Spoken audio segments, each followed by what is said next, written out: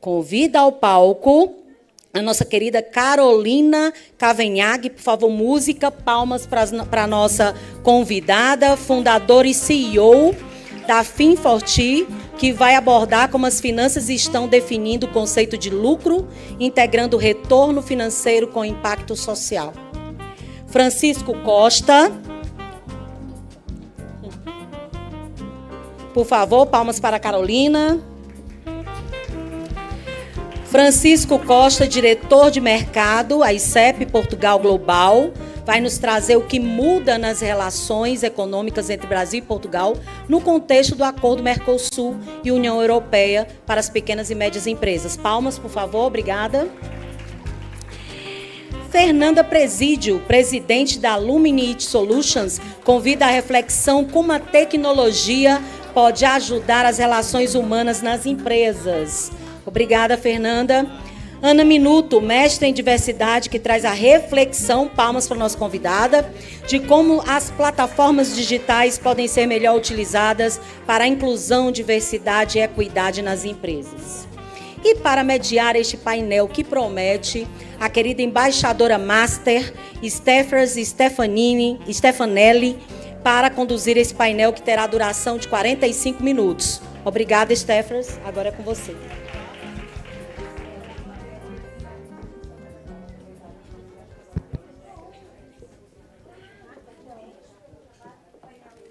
Pessoal, boa tarde. Uma alegria estar aqui com vocês. Sou Stefanelli. Estou à frente de um empreendimento digital, uma startup HRTech aqui no Brasil, a Cook, que também é uma PME.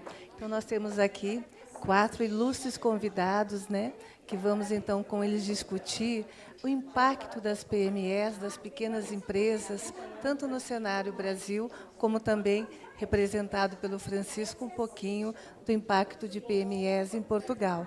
É uma alegria imensa poder estar aqui com vocês, empreendedoras, e lembrando, né, toda grande empresa nasce muito pequena. Então, acho que esse é um tema que interessa, naturalmente, a cada um de nós que estamos à frente de negócios, né? Pessoal, boa tarde, uma alegria imensa estar aqui com Ana, com Fernanda, Carol também, Francisco. Então, eu gostaria muito de começar esse nosso painel com Carol. Carol nos contando, naturalmente, o que ela tem aí como propósito, como que ela vem escalando a empresa dela, quais os resultados até aqui e por que uma pequena empresa nunca deve desistir do propósito. Bem-vinda, Carol. Bem-vinda, muito obrigada. Obrigada a todos e a todas que estão nos assistindo. Meu nome é Carolina Cavanhague, mas todo mundo me chama de Carol. Eu sou fundadora e CEO da Fin4T, que é uma startup com foco em impacto social para mulheres no mercado financeiro. Nós temos uma plataforma hoje com 20 mil mulheres plugadas, uma plataforma de conteúdo, educação e experiências. E nosso principal objetivo é essa inclusão da mulher, esse impacto social através da equidade de gênero, através da independência financeira feminina, educação financeira. Eu trabalhei por muitos anos no mercado financeiro, eu tenho 20 anos de carreira, 15 anos foi em carreira corporativa, em alguns bancos, gestoras de fundo, e há 5 anos eu empreendo nesta empresa. Essa virada de chave, ela aconteceu para mim depois que eu tive meu segundo filho, e eu comecei a me conectar mais com temas de como a gente poderia melhorar esse cenário, principalmente no mercado financeiro, que é um mercado extremamente masculino. Eu comecei a empresa através de um evento, que é o Fin4T Summit. Ele acontece todo ano. Esse ano será a 6ª edição, agora em junho. É um evento de mais ou menos 2.000 mulheres presentes. Todo o evento também é online. Nós temos uma plataforma gratuita de conteúdo para quem quiser conhecer, fin4t.com.br. E hoje o que nos move é fortalecer essa comunidade, essas mulheres, através da educação, principalmente a educação financeira. A gente tem programas de impacto relacionados a mulheres pretas, então como que a gente trabalha esse empoderamento financeiro e econômico para que elas cheguem mais preparadas no mercado. E hoje atuo em diversos bancos, na verdade, hoje os principais bancos do Brasil são clientes da Fin4T, e juntos nós atuamos para melhorar esse cenário de uma forma mais pragmática e que a gente consiga ter um impacto real e verdadeiro.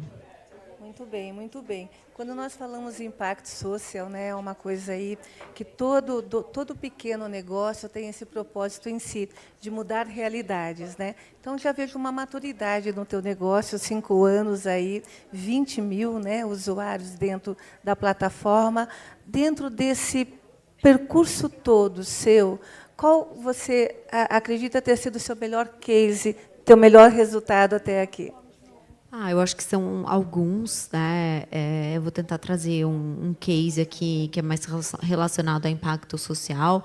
A gente tem um programa que chama Young Summit, que é voltado para mulheres, e esse programa a gente seleciona jovens meninas que tenham interesse em trabalhar nesse mercado financeiro, e a gente faz um programa que ele dura, em média, 9 meses na Fin4She, com uma mentoria de carreira e um curso preparatório para uma certificação do mercado financeiro, e elas automaticamente, as jovens que fazem parte desse programa, elas entram para um banco de currículos da Fin4She. As empresas, as grandes empresas, são patrocinadoras desse projeto, né, patrocinadoras dessas vagas, então cada jovem é apadrinhada por uma grande empresa, e além de eu promover essa conexão, que elas entram nesse banco de currículos, elas conseguem conquistar a empregabilidade em uma grande organização, eu faço com que elas cheguem nessa grande organização preparadas com educação, preparadas com uma certificação. Fantástico. E isso é um ciclo que ele é um ciclo de sucesso.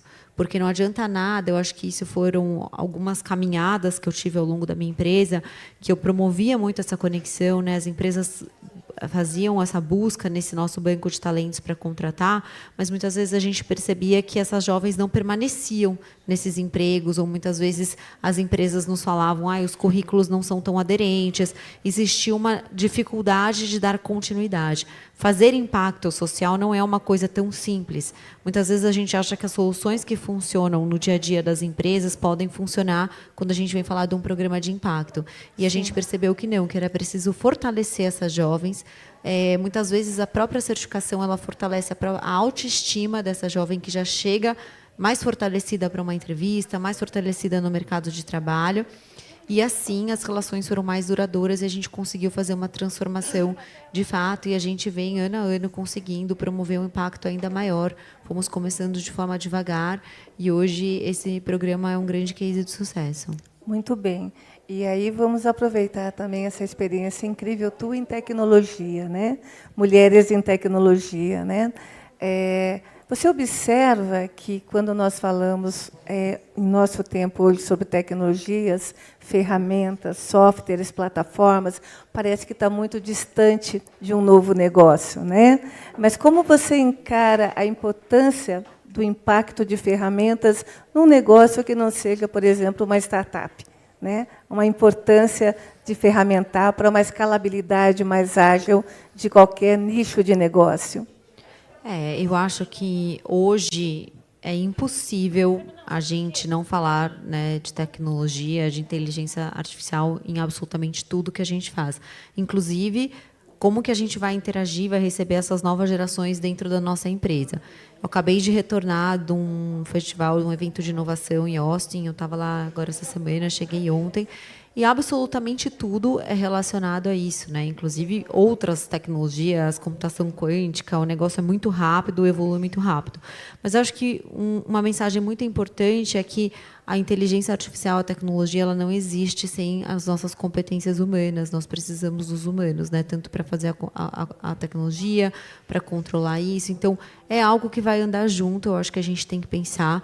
Quando eu penso na minha empresa, especificamente neste caso, em impacto social, eu acho que a minha empresa hoje é uma empresa de dados. Quando a gente pensa hoje uma plataforma de mulheres, com 20 mil mulheres, eu posso fazer análise de comportamento, eu posso conectar com empresas, eu posso entender esses caminhos. Então, hoje, não existe também negócio, e cada vez mais as grandes empresas elas vão precisar de empresas de comunidade, né, que é community, que a gente fala, que é dados, porque a gente precisa entender esse comportamento, né, das pessoas, dos clientes. Existem vários cases, né? Por exemplo, uma empresa que quer vender um produto específico, ela começou a entender que ela tinha necessidade de investir numa comunidade porque a partir dessa comunidade ela ia atrair esses clientes específicos para o produto que ela precisava vender. Então já tem muitas empresas, inclusive, investindo nesse tipo de negócio, e eu acho que cada vez mais a gente tem que buscar esse tipo de tecnologia para favorecer os nossos negócios, porque escala é algo extremamente importante, né? Eu acho que para a sobrevivência de qualquer negócio. Exatamente, Carol. E ainda dentro dessa visão, né, que toda PME nasce uma pequena empresa, né, com erros e acerto, conta para a gente como é que você lida com o erro para poder acertar mais. Olha, nem sei, a gente erra tanto, erra todo dia, toda semana. Eu acho que faz parte de quem empreende errar, isso é impossível. Eu acho que tem um conselho que eu recebi na minha carreira, né, empreendedora, e que eu levo isso muito a sério e tenho aprendido. Errar é extremamente normal e natural quando a gente empreende, e eu juro, às vezes toda semana tem alguma coisa. E eu acho que, para mim, assim, o que funciona é recalcular a rota rápido, né? Não sofrer muito com aquele erro. Deu certo, corta, elimina e vamos. Porque acho que, por um tempo, a gente fica ali remoendo aquele erro, tentando, não, mas será que não vai conseguir dar certo? Né? Tenta.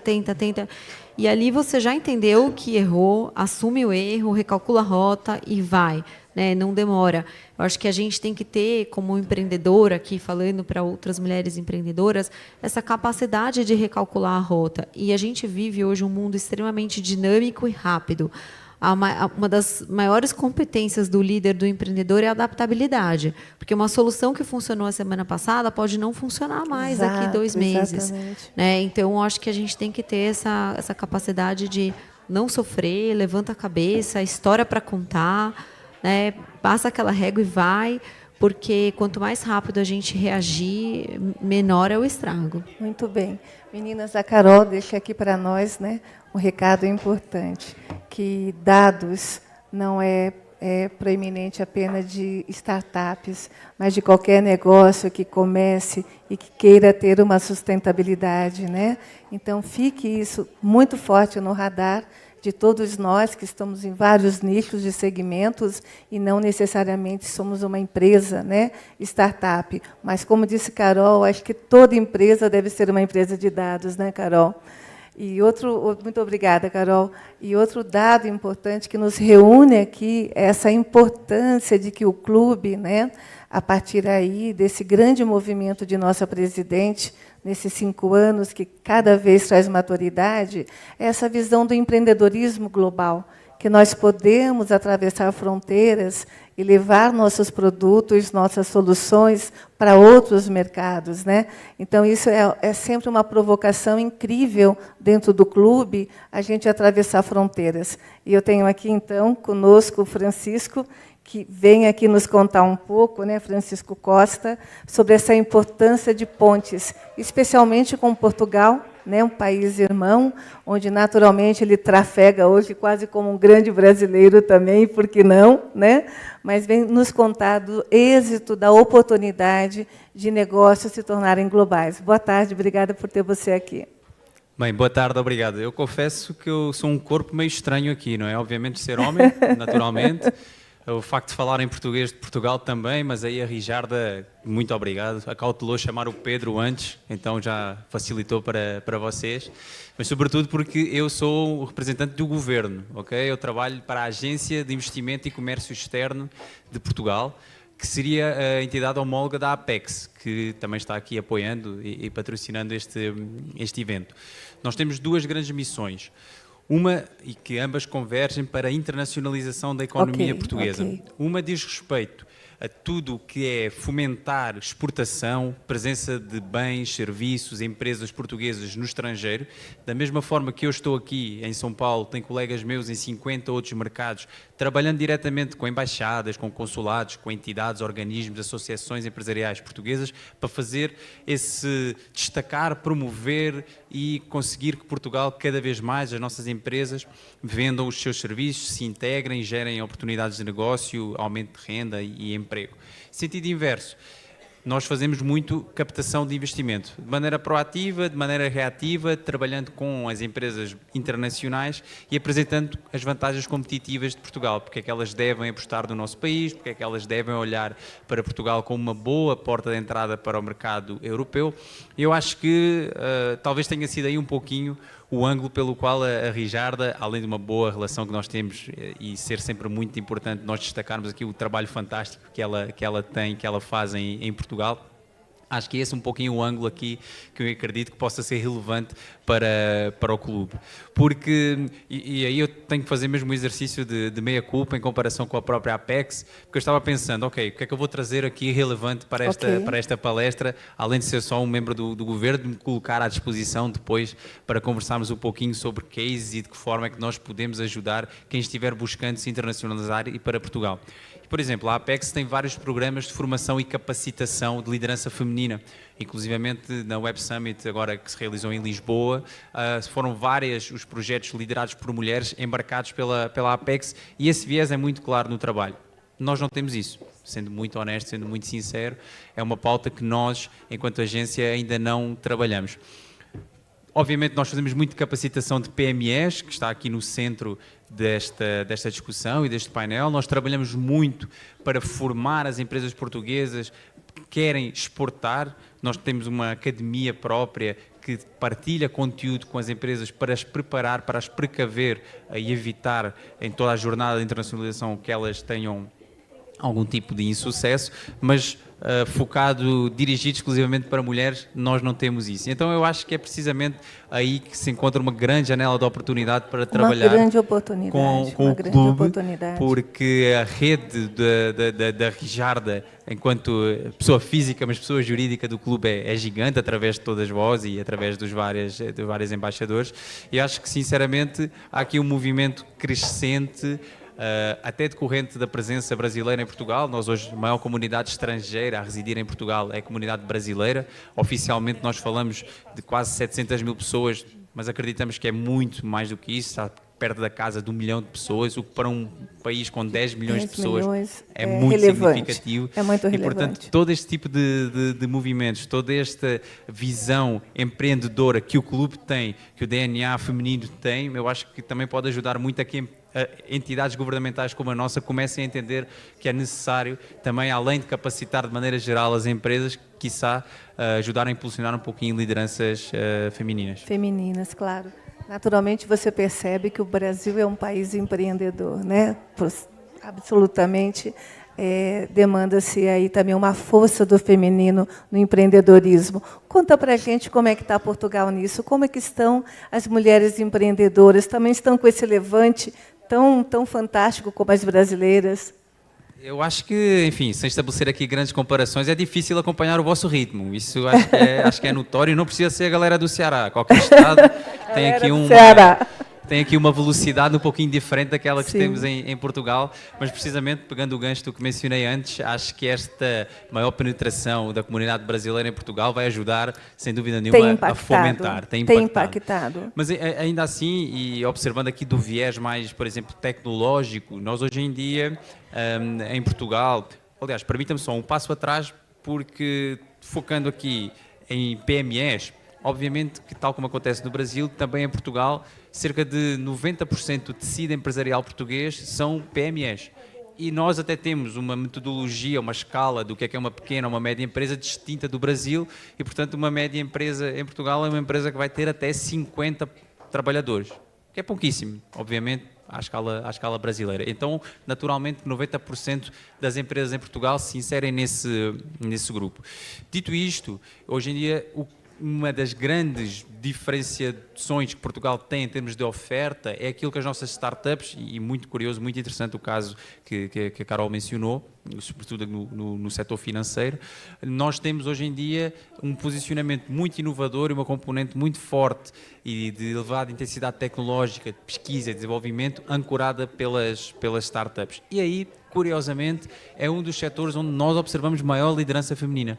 Fantástico, Eu estava fazendo esse mapeamento, até na nossa conversa preparatória aqui da palestra, e nós hoje, existe uma entidade em Portugal, que é a Startup Portugal, que seria um pouco como a AB, a Associação Brasileira de Startups, que faz esse mapeamento das startups portuguesas, que já se internacionalizaram, que já fizeram alguma captação relevante, e quase 50% delas foram fundadas por mulheres. E mais de 50% têm no seu board mulheres. Então, eu acho que é um dado muito interessante, até porque, colocando aqui no prisma desta relação internacional Portugal-Brasil, se eu vos perguntar, debate pronto, o que é que vocês acham que é mais de bem e serviço comercializado, transacionado entre Portugal e Brasil, facilmente vocês dizem, é azeite, é vinho, é bacalhau, é o produto tradicional. E para romper um pouquinho esse paradigma, que eu posso estar dando esta resposta a estes dados hoje, em 2025, mas eram os mesmos em 2020, eram os mesmos em 2015, para conseguir diversificar, eu acredito que é muito por via de tecnologia, serviços, startups. E ter aí essa liderança, essa componente de maior presença feminina, eu acho que é um drive muito fantástico, muito bom. Fantástico. Vale lembrar, meninas, que no Brasil, né, dentro do contingente de PMEs brasileiras, entre 10 vagas CLT, 8 são de PMEs. A representatividade de PMEs dentro do PIB é gigante. Porém, quando a gente faz um apartheid e coloca aquela PME de forma isolada, ela realmente precisa estar dentro de órgãos de fomento, de clubes de serviços, para que tenha uma rede de apoio consideravelmente que a faça escalar, né? Então, aqui tanto o Carol quanto o Francisco nos trazem um pouco de um modelo de startups, né, onde uma rede de apoio, de fomentos, é fundamental, né? Hoje a empresa tem representação na Bahia, Brasília, Rio de Janeiro, fora do país também. E é uma empresa de tecnologia liderada por uma mulher, onde o mercado feminino em tecnologia pode contar nos dedos. Conta-se nos dedos. Pode contar nos dedos. E, assim, eu sou entusiasta de trazer essas mulheres, né? Eu tenho um grupo de apoio, onde a gente já está no 2º livro, que chama TI de Salto. Acho importantíssimo vocês darem uma olhada nisso, porque quem quer empreender, quem quer mudar de carreira, né, tem muito depoimentos super importantes ali que vão nos inspirar, né, porque a gente sempre precisa de inspiração, não adianta. Fernanda, e a sua solução, aí depois de 17 anos, ela entrega o mesmo produto de 17 anos ou ela pivotou? Sim. Conta para a gente qual é a sua solução. A gente cresceu bastante, obviamente, temos outros produtos. Hoje a gente tem 3 verticais, que vai desde infraestrutura, nuvens, até AI e dados, projetos bem complexos, né? Mas eu continuo, e todo mundo sabe na empresa, que a minha menina dos olhos é a área de monitoramento, NOC, preditivo, né? A gente está olhando a saúde do cliente, na tecnologia do cliente, 24 horas, 7 dias por semana, tomando ações preventivas. Então, eu digo muito, nós somos a UTI. Pronto, fantástico. Né? A analogia é essa, nós somos a UTI. Isso vai de encontro com o que nós falamos, né? Que não precisamos ser uma startup para se preocupar com dados e ferramentas, naturalmente, de escalabilidade. Né? O que muda, na sua visão, uma empresa, uma PME a nascer, já com essa visão, né, de escalabilidade? Processo. Mesmo que a portinha seja na esquina, ou mesmo que seja uma página virtual. Processo. Não interessa. Não interessa se é uma portinha, se é da sua casa, interessa o tamanho do seu sonho. E aonde você quer chegar. No dia que eu entrei no meu primeiro escritório, todo mundo, eu estava sentada, e aí, você não vai comemorar? Eu disse, mas eu já estou pensando daqui a 2 anos, vocês já estão comemorando agora, eu já estou lá 2 anos na frente. Então, eu sempre penso assim. Né? Eu estou aqui, mas eu estou pensando, eu sentada daqui a 2 anos, onde eu vou estar? Onde eu vou carregar as pessoas comigo. Né? A minha empresa, eu trouxe ali algumas meninas da empresa que estão ali, eu sempre estou apoiando, meninas, a gente forma assim, realmente uma irmandade, fantástico, uma família. Né? E por quê? Porque são 2 coisas que eu prego muito na companhia. Acolhimento, acolhimento, acolhimento, acolhimento e compartilhamento. Então, o saber, né? A colega falou muito de comunidade, de community. Carol, sim. Né? A vida é comunidade, não tem jeito. A vida é rede de apoio. Rede de apoio é comunidade. Eu aconselho quem está começando na portinha, que tenha seu sonho concreto, etc., escreva seu sonho. Escreva onde você quer chegar daqui a 2, 3 anos. Escreva o perfil das pessoas que você quer ter junto com você. Porque você tem que fazer escolha. Fantástico. Né? E vá em frente. Não olhe para o lado, mesmo que todo mundo diga, não vai dar certo. Quantos não vai dar certo eu ouvi? Vocês devem ter ouvido também. E, no final, dá certo. É meio que obsessivo, né, a tomada de decisão. Exatamente. E acho que a Fernanda, menina, representa aqui também, meninas, outro arquétipo fantástico. Né? Nós somos um clube de serviços, de negócios, que tem uma maturidade, né? Mulheres de 40, 50, 60. Então, a minha reflexão com Fernanda sempre é tempo de se começar um novo negócio? Todo dia. Eu encaro a empresa como startup, até hoje. Se a Microsoft, se a Amazon se encaram como startup, quem sou eu para não, né? Então, assim, eu encaro como startup e todos os dias eu estou recomeçando. Porque você tem que ter energia. E, assim, para você ter energia, você tem que ser movido a desafios. Riscos. Quem não tiver apetite para risco, não abra a empresa. Porque tem que errar. A Carol falou exatamente minhas palavras, eu falo muito nisso. Steve Jobs dizia isso o tempo inteiro. Você tem que errar muito e acertar rápido. Né? Então, a gente erra muito. Nossa Senhora, como a gente erra. Conta para nós um erro que ficou clássico no seu negócio e que, a partir dele, você teve uma solução. Um único. Cara, é assim, mais uma vez, a Carol, na área financeira, nós resolvemos fazer softwares para fintech. Isso eu estou falando há 6, 7 anos atrás.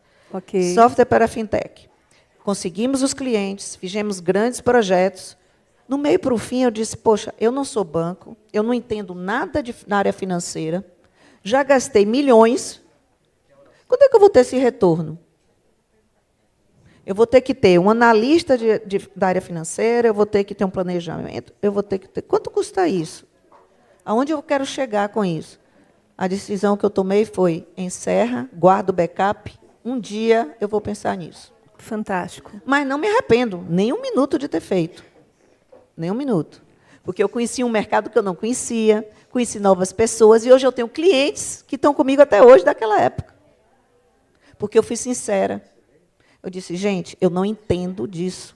Olha, e ela traz aqui um dado que, independente do tamanho da empresa que cada um de nós alcancemos, essa visão de presença no cliente, de proximidade do cliente, seja uma empresa digital, seja uma porta de esquina, é fundamental como fidelização sempre dessa clientela, né? Mais uma vez, acolhimento. Ou seja, né, parece que nós andamos tanto e andamos, hoje nós temos aí um impacto de um mundo digital, de ferramentas, de inteligência artificial, mas aquelas boas e velhas práticas, né, para um pequeno empreendedor que quer se tornar um grande empreendedor, pegar esse cliente cativamente ali do lado para melhorar o próprio produto, né? Isso também é essencial dentro. Essencial. Né? É o focus group, né? Exato, você tem que ter um exato. grupo de clientes que aprovem, reprovem, peçam melhoria para você ir melhorando. A gente tem uma unidade, uma BU só de produto e desenvolvimento. Fantástico. Onde a gente melhora os nossos produtos, né? E a gente ouve muito o mercado, muito o mercado. Né? Hoje, outro conselho que eu daria é experimentem, né? Que a gente chama na metodologia de H3, faça experimentações de onde vai sair algum produto. Então, se você fizer 10 experimentações, talvez você perca as 10. Mas, se você fizer 10, você talvez consiga 1 ou 2, que vai te dizer o seu caminho. Né? E tem que olhar o mercado o tempo inteiro. O tempo inteiro. Outra coisa interessante é o seguinte, seja curioso. Eu vi um livro de Richard ali, O Porquê. Você pode perguntar a todo mundo da companhia. Eu não aceito nada que não tenha os porquês. Sim. Eu vivo, o pessoal diz, mas você nunca saiu da idade do porquê? Não, e nem vou sair. Eu vou ter curiosidade o tempo inteiro. Eu sou uma Aliás, pessoa extremamente curiosa. é um dos soft skills mais importantes hoje, a curiosidade, né? E falando em curiosidade, Francisco, em Portugal também as empreendedoras têm essa vitalidade de faixa etária, 40, 50, 60 anos empreendendo, como no Brasil? Acho que é quase obrigatório porque, infelizmente, a nossa pirâmide etária é invertida, não é? Então, sendo uma população envelhecida, nós hoje em dia vemos muito isso. Mas até ancorado até do que eu vejo em algum tipo de projeto de cariz social. E depois regional, localmente, ancorado e apoiado por prefeituras, por alguns movimentos mais técnicos, mas sim, é algo que nós também acabamos observando ao longo da vida. Fantástico. Obrigada, Fernanda, obrigada. Obrigada a você. E agora a Ana, né? Ana Minuto tem um trabalho também belíssimo dentro de diversidade. O tema diversidade é uma das pautas mais contemporâneas que a gente vê no mercado. Ela está presente hoje na governança, ela está presente no compliance, ela tem mudado o status quo bastante significativamente falando nas companhias, numa visão plural, né? Numa visão plural de pessoas abraçando uma mesma causa. Obrigada por estar aqui conosco, Ana Minuto. Conta para nós qual é o teu propósito, o que você tem hoje aí na sua jornada. Obrigada ao convite. Boa tarde, meninas. Vocês estão vivas, mais alto. Boa tarde. Pronto. Melhorou. Bom, sou Ana Minuto, sou uma mulher negra, de pele retinta, estou com os cabelos trançados até abaixo do ombro, estou com uma roupa verde e bege, estou com sandália também bege e com brincos dourados, porque eu sou rica, né, gente? Então, ando de dourado para baixo e para cima. É uma alegria estar com vocês e eu vou trazer alguns dados que eu quero que vocês pensem. No Brasil, somos 56% da população que somos pessoas negras. Para quantas delas vocês vendem? 51% de mulheres. Para quantas delas vocês vendem? 24% de PCDs. Para quantas delas vocês vendem? 13% de LGBTQIA+. Para quantas delas vocês vendem? Eu não falo sobre diversidade, eu falo sobre vida. Porque para o seu negócio se manter, você precisa de pessoas diversas. E pessoas diversas não é você olhar para o seu espelho uma pessoa parecida contigo. Não tem como você falar sobre diversidade em qualquer área da vida se você não se relacionar com pessoas diferentes de você. Então, o convite para as pessoas que têm empresa é que não falem de pretos sem o preto estar. Você não tem capacidade de falar sobre isso. Sobre PCD, sobre LGBTQIA+, se você não é. Então, quando a gente pensa na diversidade, primeiro, diversidade, equidade e inclusão. Primeiro, diversidade, todos nós somos diversos. No Brasil, tem 215 milhões de digitais. Somos parecidos? Sim. Iguais? Nunca. Cada um com o seu DNA, cada um com o seu jeito, cada um com o seu cabelo, cada um com a sua forma de ver o mundo. Quando a gente pensa em empresas, o empreendedorismo existe no Brasil desde sempre. E começou com as mulheres negras. Então, não é nada de novo para a população negra. Quando a gente pensa que as empresas hoje são todas dominadas por homens brancos, existiu, há anos atrás, várias leis para que homens brancos pudessem estar aqui com as suas famílias e com tudo pago. Quando se fala de economia e se fala de que a mulher só pode avançar quando ela tem grana, a gente está falando de evitar a violência doméstica. A gente está falando de 47% da população hoje, principalmente mulheres negras, que cuidam das suas famílias sozinhas. Logo, elas têm que ter 3, 4, 5 empregos. Como nós temos, enquanto mulheres empreendedoras, que cuida de você, cuida da casa, cuida do vizinho. Aliás, a gente quase não cuida da gente, né? Todo mundo é prioridade. Então, quando a gente pensa em empreendedorismo feminino, quando a gente pensa em impacto, eu sempre digo que os nossos pais só vão levar a gente para onde eles chegaram. A minha mãe era costureira. Ela me levou para ser costureira. Só que minha mãe era ativista social, minha mãe foi assessora parlamentar, minha mãe viajou o mundo. Então, automaticamente e sintomaticamente, alguém tinha que dar continuidade ao legado. Eu não queria, por isso que eu sou da área de tecnologia, adoro dados. E eu falei assim, vou ficar rica, né, gente? Só quero ficar rica. Não quero saber de preto, de mulher, PCD, não quero saber dessas coisas. Só que eu tinha esquecido que eu era preta, né? Além de esquecer que eu era preta, que eu era pobre à época. E resolvi ir para a tecnologia, me sentindo a mais rica, mais legal, mais inteligente. Há 25 anos atrás, não façam conta, porque hoje eu tenho 21. E a partir daí, entrei na área de tecnologia, falei, estou rica. Só isso que eu quero saber, não quero saber de preto, não quero saber de pobre, não quero saber de assistência social, que eu venho dos movimentos sociais, mas com 33 anos que eu tinha, minha mãe faleceu e houve um novo chamado. Então, eu acredito que o novo chamado nessa realidade que está acontecendo hoje é que nós olhemos o ser humano como ser humano. Para quem não me acompanha, eu sou Top Voice no LinkedIn, tenho vários prêmios, por aí afora, mas tem uma coisa que é a minha paixão. Eu sou harleira. E o que é harleira? É uma mulher de meia idade que anda de moto pelo mundo. Eu sou essa pessoa. E quando eu fui comprar minha moto, eu não fui sozinha, eu fui com meu professor de inglês, que à época é um homem branco de olho azul. E esse homem, e nem eu, fomos atendidos. Olhavam para a nossa cara, éramos invisíveis. Quem é preto sabe do que eu estou falando. E aí meu professor falou assim, não estou entendendo o que está acontecendo aqui, Ana. O que está acontecendo? Eu falei, você é um homem branco, mas está do lado de uma mulher preta. E ele acredita que você não pode comprar. Eu tive que mudar de loja para poder comprar a minha moto. E por que eu estou trazendo esse relato? Porque isso acontece todos os dias com vocês também. Que olham para uma mulher preta, olham para o PCD, olham para o LGBTQIA+, e falam, não tem dinheiro para comprar. Então, nem vou abrir as portas. Aí, Ana, isso não acontece. Então, vai fazer pesquisa de quem vocês estão atendendo. E a Minuto, que é uma consultoria que está no mercado há 16 anos, que trabalha com gente, gestão e desenvolvimento de pessoas de grupos subrepresentados, para que elas possam estar em grandes companhias, o propósito dela nasceu da minha dor de... Terminei, estava na tecnologia, adorava, mas aí a minha vida se transformou e eu tive que fazer novas escolhas. E eu não sabia como fazer isso. Foi a partir daí que eu fiz curso de coaching, mentoria, terapia, que é isso, né? Quem não faz terapia, bom sujeito não é, tá? Só para lembrar vocês, ou sujeitas.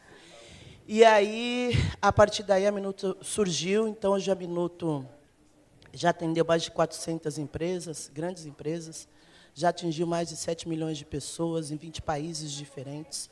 O nosso objetivo é fortalecer as pessoas ao ponto que elas podem acreditar que sim, é para elas, e desenvolver soft skill que façam com que essas pessoas se mantenham em grandes corporações.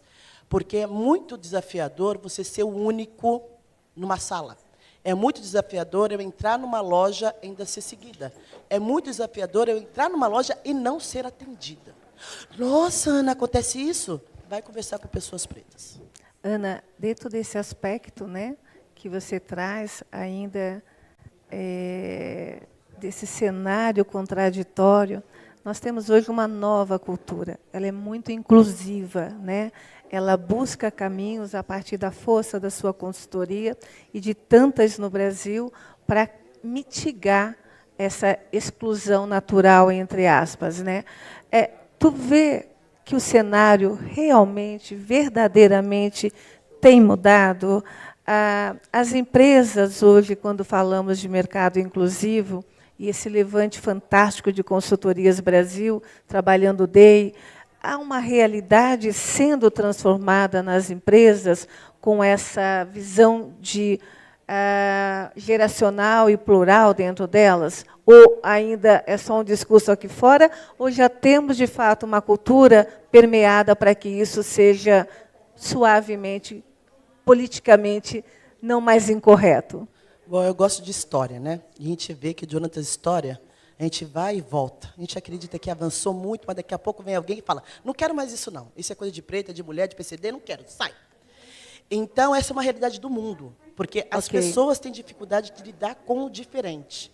E quando a gente pensa num mundo capitalista, nós estamos falando de poder. E quando nós falamos de poder, a gente ainda trabalha para que ele não seja distribuído. Então, nós temos algumas empresas que estão fazendo seriamente, e elas não pararam porque alguém disse para elas que tinham que parar, mas nós temos empresas também que não estão fazendo, faziam só de fachada. Mas o que transforma isso, na minha visão? A tecnologia. Porque antes, se eu fosse alugar uma casa, por exemplo, Ok. eu não conseguiria alugar. Mas hoje eu tenho a tecnologia ao meu favor, que eu jogo tudo lá no Drive, dentro que a minha documentação está ok, e eu estou dentro. Fora isso, a gente hoje trabalha com dados, e esses dados facilitam com que a gente entenda quem está comprando. Então, hoje, a população negra movimenta 1 trilhão por ano. E as mulheres negras, 704 bilhões por ano. O que isso quer dizer? Que antes diziam que eu não tinha poder de compra. E hoje, estão tendo que criar... Gente, há pouco tempo atrás, vamos dizer aí, 10 anos, que começou a trabalhar com produtos de cabelo. Então, as empresas estão entendendo que a geração Z, X, Y, seja ela qual for, principalmente os mais novos, ele já vem com um drive diferente. Então, se não tiver diversidade, se ele não se vê, se ele não tiver propósito, ele não vai comprar. E como é que as coisas se movimentam? Para mim, através de tecnologia e através da grana. Por isso que nós precisamos também ter a habilidade de pensar de quem a gente vai comprar, para quem a gente está dando o nosso dinheiro. Porque é através dessa movimentação, a gente está falando aí sobre geopolítica, que fala sobre várias questões, que a gente vai percebendo que as coisas estão mudando, o dinheiro está mudando de mão, a forma como nós nos relacionamos com o mundo está diferente. E essa sala é uma amostra de que, sim, as coisas podem não estar da forma que eu gostaria, mas elas avançaram muito graças ao nosso esforço e a de parceiros. Pronto. E aí, talvez, uma vertical que ela nos traz, né, ela leva uma visão cultural inovadora para uma empresa. E quem é que vai permear essa cultura? É gente. Então, nós falamos aqui de PMS, negócios que se escalam, falamos de tecnologia, e vamos falar, talvez, para um fechamento desse bloco, sobre a importância unânime da pessoa, do colaborador, do funcionário, que cada um de nós devemos ter do nosso lado como talvez o principal ativo. Porque a ferramenta, ela é commodity, ela tem um custo cada vez menor dentro de uma empresa. E, de verdade, abracem as tecnologias para a escalabilidade, mas apostem no capital humano como o máximo possível de recursos, porque é ele que vai escalar seu negócio, né, Ana? Então, a visão de que minha empresa agora tem uma visão de diversidade, etc. e tal, quem tem é o colaborador, não é a marca. Então, permeiem sempre a visão que o negócio só vai ter uma escalabilidade e com uma visão, né, um pouco antiquada, mas que a gente percebe ainda no mercado de dono, né, de pequena empresa, que o funcionário colaborador ainda é considerado sempre, não um grande investimento, mas uma despesa no final do ano, né? Então, essa visão nossa como mulheres empreendedoras, mulheres curiosas pelo mundo global, deve também permear essa visão de qualificação de mão de obra, não por cargo, não por tecnicismo de uma hard skill, mas o poder dele para ser, naturalmente, o dono do negócio junto com você, né? Hoje, Ana talvez vá me complementar, as empresas investem milhões e milhões para criar uma cultura de diversidade, né? Ora, vamos fazer isso também nos nossos pequenos negócios. Observem os cadastros que hoje cada um de nós preenchemos para algum tipo de edital ou algum tipo de ativação. Tem campos novos, né, como gênero, por exemplo, que antes era naturalmente que é isso, né? Então, hoje nós temos aí uma complexidade de mundo, mas onde a grande força desse mundo ainda é a visão empreendedora. Nós nascemos pequenos, nós podemos ser globais, mas para que isso aconteça, esse empreendedor não pode acreditar que vai tocar o negócio sozinho. Ele não vai sair do lugar. Isso é muito importante. Ou que né? as tecnologias vão resolver tudo, né? Exato. Tecnologia não resolve o que só o humano pode fazer. Pronto. O olhar no olho, o conversar, o ter interesse. Então, acho que o maior convite que eu deixo para vocês é ter interesse em ouvir histórias diferentes. Porque são essas histórias que vão trazer para vocês insights. Nós temos tendência de estar com as mesmas pessoas, ir nos mesmos lugares, vestir a mesma roupa. E quando a gente pensa em dados e transformação, nós precisamos ter coragem de ter interesse, de conversar com pessoas que não têm nada a ver com o nosso mundo. Esse é o grande, né? impacto que vai trazer a inovação. Queria muito agradecer a todos por estarem conosco, participando do painel, e gostaria de fechar com os nossos panelistas aqui uma visão sobre time, para que cada um de nós leve... Falamos muito da importância da tecnologia, do barateamento da tecnologia. Convido todos a terem um estagiário nativo. Ele vai ensinar a tecnologia de ponta para vocês. Acreditem nisso. Né? Toda grande empresa, player, fala que tem agora uma diretoria de inovação. Eu convido a cada empreendedor aqui a ter também a sua diretoria de inovação, que é um estagiário nativo. Eles realmente vão mudar o status quo de pensamento de cada uma de nós. Né? Mas a visão do time, eu acho que Carol só chegou aonde chegou com um time do lado dela, exponencial, que também é dono do negócio como ela. Né? Então, eu queria muito que você deixasse uma mensagem sobre a importância das pessoas num negócio PME que nasce com aquela força do dono, que ainda pensa que sozinho pode resolver tudo e que não vai ter escala se continuar pensando dessa forma, não é? Sim, eu vou ser bem breve, eu sei que nosso tempo está estourado. Eu acredito muito que empresas são feitas de pessoas, né? Então, acho que, resumindo tudo que você disse, muitas vezes a gente está sempre focando na empresa, o que a empresa precisa fazer, esperando a empresa acontecer. Empresas são feitas de pessoas, são elas que estão fazendo tudo acontecer. Eu acredito muito que todas as competências do futuro são competências humanas, né? Acho que a gente vem num mundo comportamentais tão comportamentais, a gente vem num mundo tão acelerado do ponto de vista de tecnologia. As competências humanas são insubstituíveis. Então, o líder que souber, né, conduzir os times, entender, ouvir histórias, entender que o ser humano que está ali com ele, com certeza vai ter muito sucesso. Em primeiro lugar, as nossas empresas são feitas de pessoas. Muito bem. Francisco, pessoas mudam o jogo mesmo de escalabilidade de um negócio, além das ferramentas, na sua visão? Definitivamente. Senão eu vou ficar desempregado e aí é chato para todo mundo, porque, querendo ou não, todo mundo tem boletos para pagar. Mas a grande realidade é que sim, e obviamente que ainda de uma perspectiva mais institucional e de governo, nós continuamos sempre a apostar bastante na formação, capacitação das pessoas, porque, como aqui todas as minhas colegas de painel mencionaram, eu acho que isso é o mais importante. É a forma como nós conseguimos integrar, acolher, desenvolver, capacitar as pessoas, capacitar lideranças, mas ter aqui também esta visão um pouquinho mais holística, de necessidade de ter quadros bem qualificados para fazer diferença e o impacto na escalabilidade da empresa, mas também depois, naturalmente, na sociedade, não é? Porque acho que no fim do dia todos concorremos um pouquinho para isso. Muito obrigada. Fernanda, um CEO é o grande líder do time sempre, cara? É esse o líder, o grande motivador? Eu acho que isso é fundamental. Né? Pensar mais na pessoa do que no produto, por exemplo? A gente pensa em pessoas o tempo todo, porque assim as pessoas não teriam nenhum produto. Né? Então, assim, a minha força, eu tento passar para todos. A gente vive numa comunidade. Os nossos diretores, o tempo inteiro eu tenho reunião com eles, assim, acolham, dividam conhecimento, os saberes, dividam saberes. Eu estou fazendo agora uma parceria com uma escola de conselheiros, muito interessante, onde a gente tem comunidades para dividir saberes. Por que eu estou fazendo isso? Porque esses saberes eu quero compartilhar com todas as minhas equipes. Porque, como eu estou em empresa de tecnologia, é muito frio, é máquina e homem. Você falou uma coisa interessante do estagiário, eu estava aqui dando risada, e é uma verdade. É verdadeiro. É verdadeiro. É verdadeiro, né? É vero. Eu vou pensar mais Experiência nisso agora. Própria. O meu time tem entre 17 e 22 anos.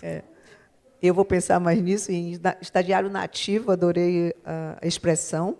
Né? Mas eu acho que, como líder, a minha, eu vou dizer, responsabilidade é guiá-los. Ok. Sempre guiá-los. Ok. Né? E ter muito orgulho da nossa equipe. Muito bem, muito bem. Ana, essa visão sua, né, de entrar numa companhia, naturalmente fazer uma escalabilidade de projeto, você não vai ficar lá cuidando do projeto, né? Qual é a missão das pessoas dentro de uma companhia a partir de um projeto de impacto de inovação para você? São elas que vão levar isso adiante, não é? A gente fala sobre cultura, né? Cultura organizacional. Sem cultura, sem uma empresa forte. E a cultura, ela começa com a clareza da missão da empresa. E depois, pessoas que estão conectadas positivamente com os valores. Então, se inovação não for um valor, e inovação, gente, é qualquer coisa, não é só um iPhone. Inovação é como você faz um processo diferente. Inovação é quando você troca a cor de alguma coisa. Inovação, na minha época, é quando eu colocava no meu chinelo um grampo, para que eu pudesse usar o chinelo. Então, nós temos que ter essa coragem, entender que a gente pode inovar com qualquer coisa. E a gente entra nesse platô de que só funciona para grandes companhias. Nós, enquanto mulheres, principalmente as mães, inovam a todo momento. E o meu convite é que tragam esse conhecimento diário de ser mãe, de dar conta de 500 milhões de coisas para o negócio, porque ele vai avançar muito mais. E uma outra questão, o meu convite é que as pessoas acreditem nos seus liderados e contratem pessoas melhores do que elas. Pronto. Está aí mais uma visão. Obrigada pela saudação. Obrigada a vocês todos pela presença.